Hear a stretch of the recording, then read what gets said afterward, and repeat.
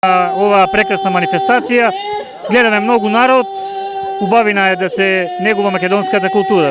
Како сте задоволни еве од Агенцијата за промоција и поддршка на туризмот на Република Македонија за прв пат оваа година ја поддржува оваа манифестација која што се одржува по 24 пат.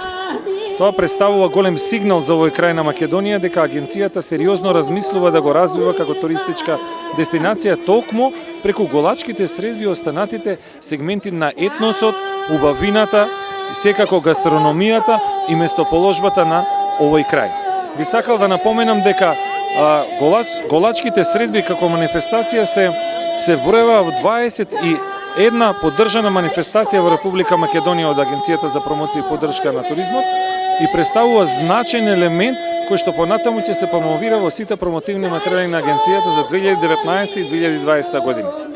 Сепак би сакал да напоменам дека тоа што го имаме тука, заштетеното оро, представува уште поголем мотив од туристичка гледна точка се повеќе и повеќе да бидеме присутни во овој дел на Македонија. Јас се надевам заедно со градоначалниците на општините Делчево, Берево, Пекчево, кои што ги препознаваат веќе можностите за локален економски развој кога е руралниот туризам во прашање, ние понатаму ќе работиме на развивање нови елементи и на стратегијата на туризам во овој регион.